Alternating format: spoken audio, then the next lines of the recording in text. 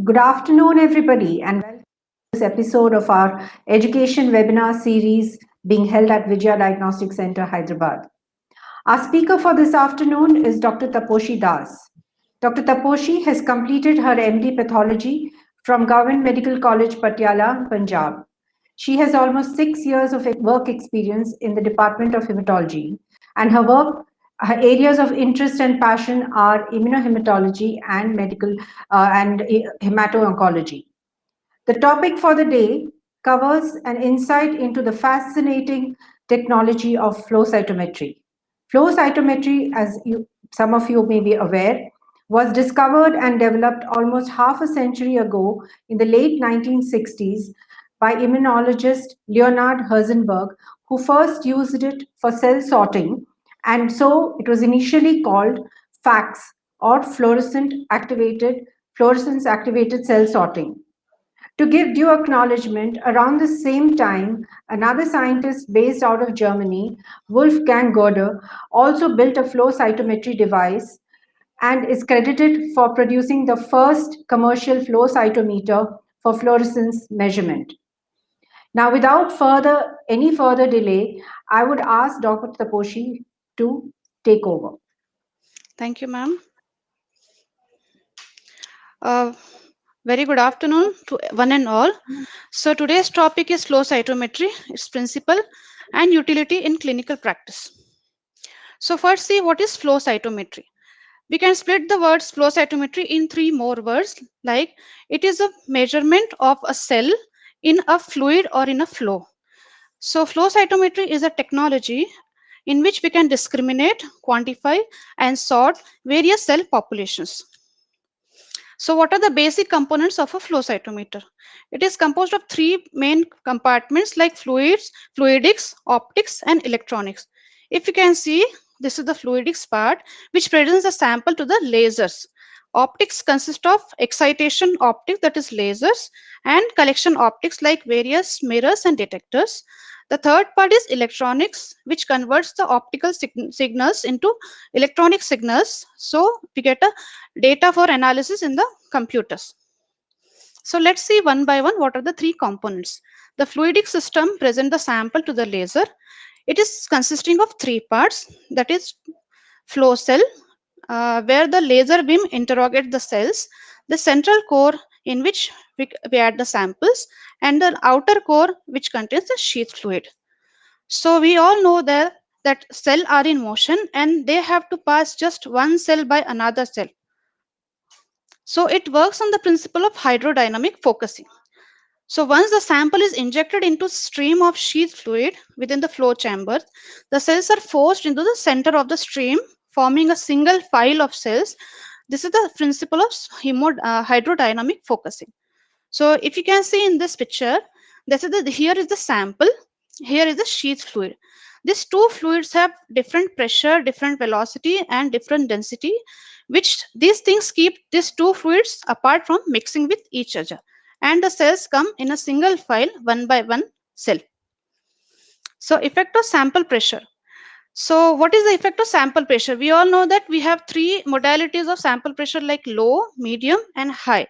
So what is the need of this? If you by this picture you can see, if the sample pressure is very low, if you can see the core diameter is very narrow, and with a high sample pressure the core diameter has increased. So high flow rate is basically used for when we want large number of cells to analyze in immunophenotyping of cells, and low flow rate is used when we want a good resolution for DNA analysis. The next part is optics. Optic consists of excitation optics and collection optics. So here is a cell which is hit by a laser. So the light will scatter. So this cell will scatter two types of light. That is forward scatter, which is representing the size of the cell, and this is the side scatter, which will represent internal complexity like granularity of the cell. So the combination of both forward scatter and side scatter can distinguish normal lymphocyte, granulocytes, and monocytes. But how we can differentiate these lymphocytes which have a forward scatter and side scatter? We can differentiate into T and B cell. So here come comes the role of fluorochromes. The fluorochrome is a particle which is tagged with the antibodies against the CD markers. So in our department, in we have like FITC, PE, ECD, various fluorochromes. So what is a fluorochrome? It is a substance which absorbs energy from a laser. You can see this is the excitation by laser. The electrons go to the excited state and they release the energy in the form of emitted light or some emission. We call it as a photons. So if you see here, if a particle is hit by a blue laser, which has a wavelength of around 480 nanometers, so after excitation and coming to ground state, it will emit a green light, which has a different wavelength, definitely longer than the emission wavelength. So what are the dichroic mirrors? So we have various types of dichroic mirrors like long pass, short pass and band pass. As the name suggests, long pass means the wavelength which are longer than the number written on the like LP 500. Whatever wavelength are more than 500, it will transmit. Rest will be reflected. Similarly, short pass, SP 500 means the wavelength which are shorter than 500 will be transmitted, rest will be reflected. And band pass has a range in which it will reflect the wavelengths. Then the detectors. Detectors are of two types like photodiodes and photomultiplier tubes, that is PMTs. So photodiodes are relatively inexpensive, which with a wide spectral range, relatively insensitive compared to PMTs. They have a lesser internal gain, but the detection area is small. If you compare with PMTs, the detection area is larger. And PMTs are used to detect mainly fluorescence or weak signals. And these photodiodes are used for strong signals. So FSC is an example of photodiodes. And PMTs we have SSC like forward scatter and various FL channels for fluorochromes. Now the electronics parts. So here these photons are coming. So photons are converted to electrons. So electrons, they will generate a current which will be amplified, and this will be converted to digital processor. So it will have the area, height and width. If you see, this particle will have a pulse, like it will have some height, some area and some width. So all this software measures everything and it will give you the data for analysis. So it applies this all the pulses in a log or linear scale. So now an overview of flow cytometer. As I told that there are three parts. These are the fluidics part which present the sample to the optics like laser.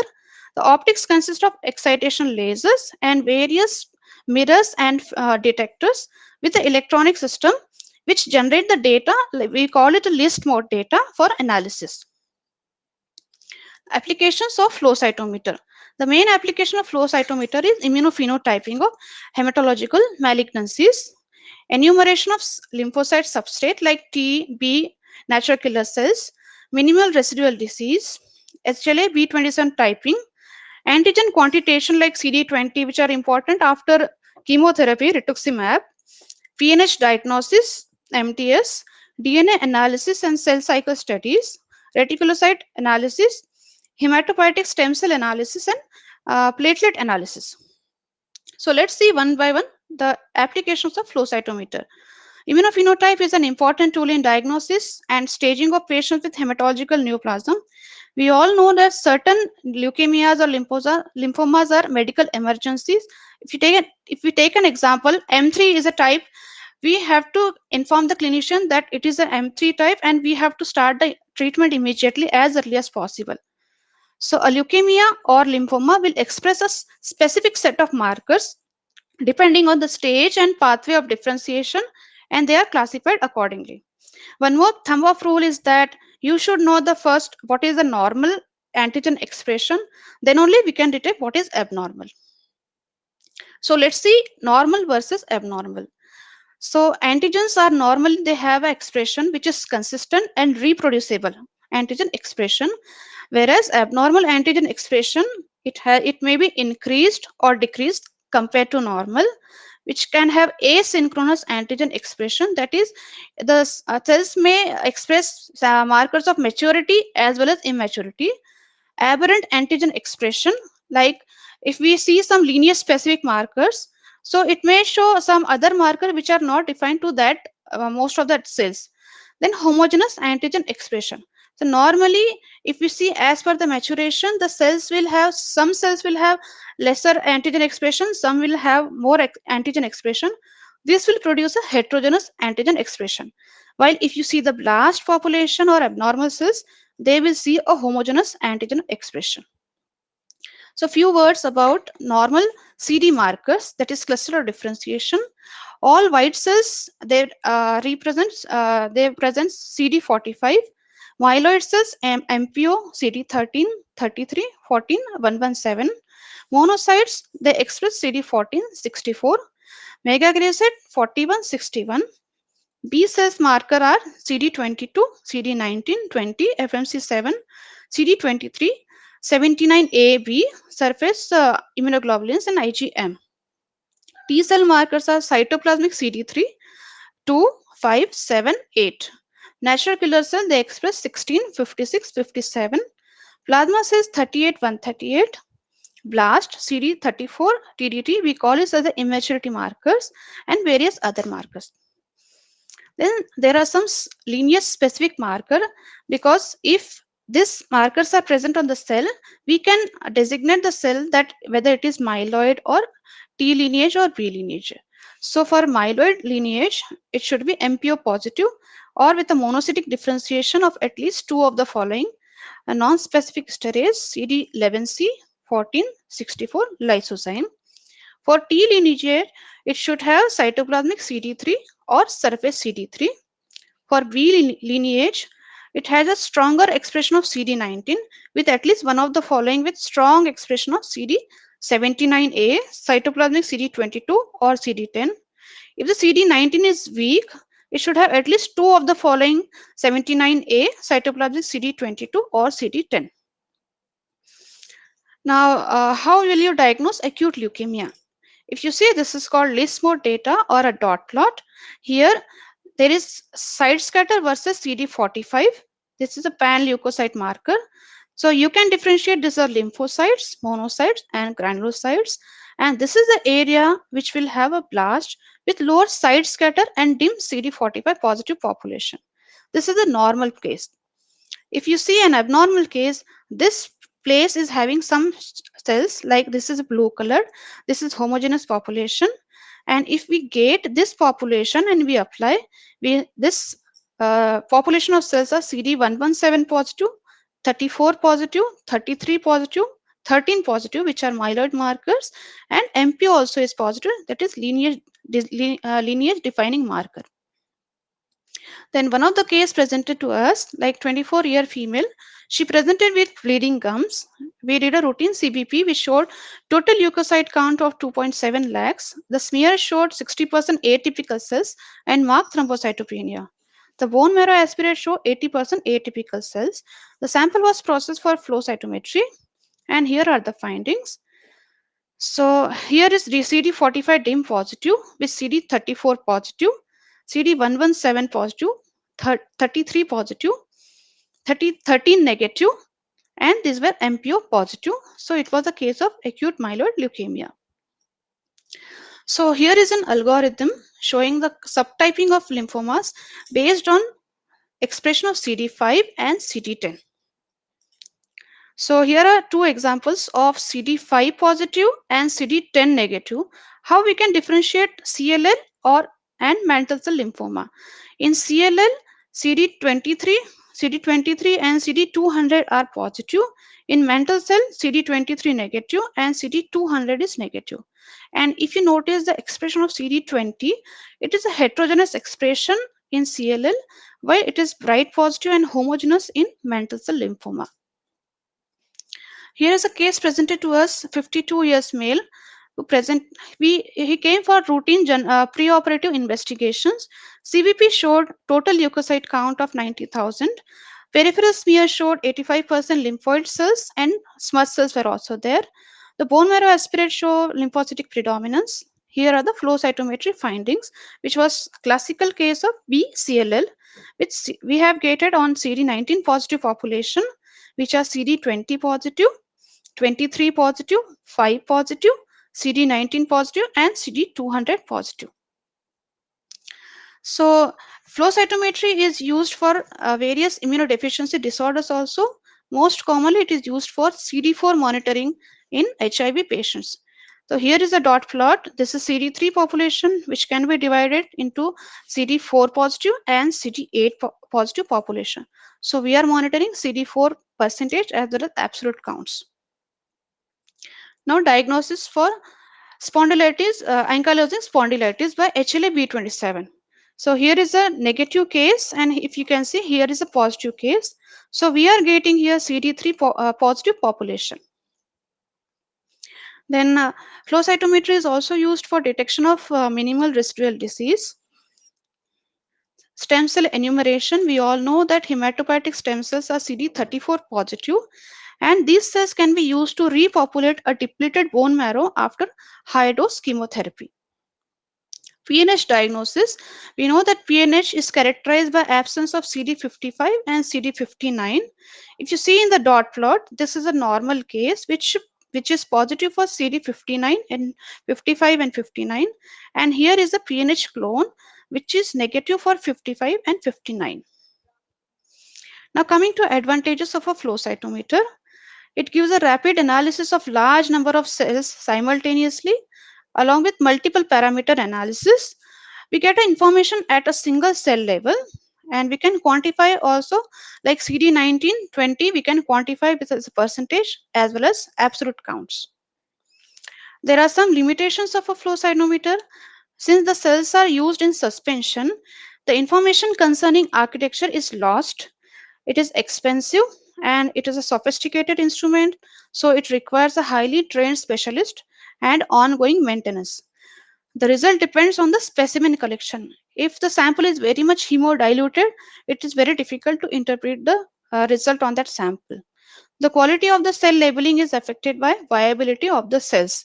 So the samples have a limited stability. Like if you collect the sample in EDTA vials, the stability will be for 2 days and heparin for 3 days. So here are various tests we are doing in our center. So I would conclude with some take home messages. Flow cytometer is a very important tool in diagnosing various neoplastic as well as non-neoplastic conditions. One cannot interpret the abnormality without knowing the normal. So I would like to thank the audience. I would like to thank the audience for their kind patience, Lata ma'am for moderation, and my hematology team for cooperation. So thank you, Taposhi. That was an excellent, crisp, and comprehensive overview into the world of flow cytometry. I hope the audience has enjoyed the presentation, and we would love to hear from you if there's any point of discussion or questions from the audience. Please type in your queries into the chat box.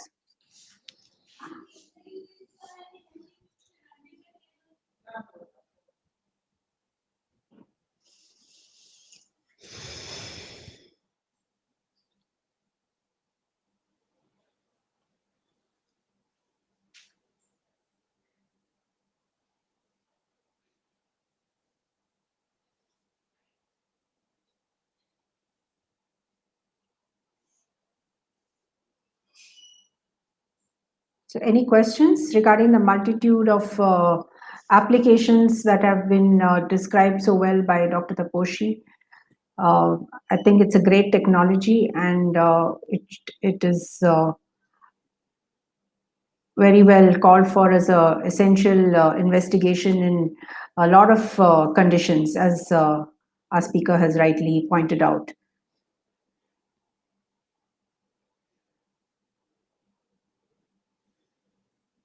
Any points of discussion, or you would be welcome to take any queries from the audience.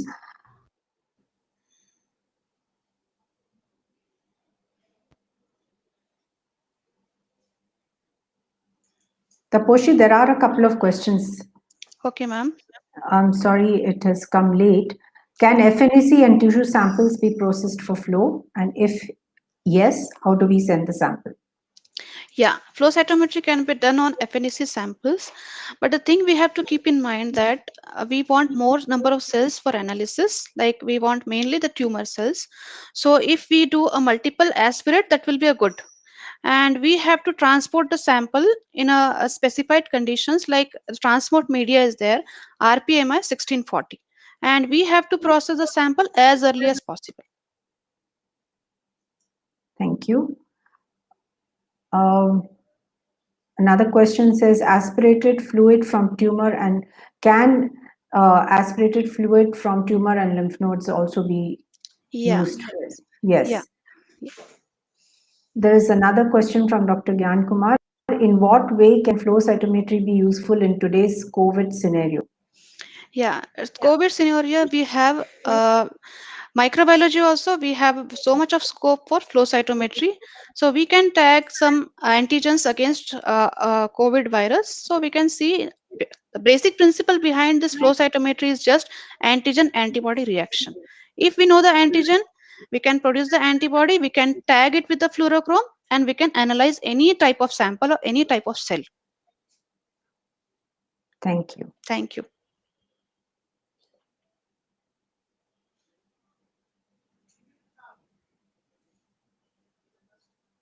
Yes. So no more questions. Finally, we will conclude the session now. Thank you, everybody, and see you again next fortnight. Thank you, everyone.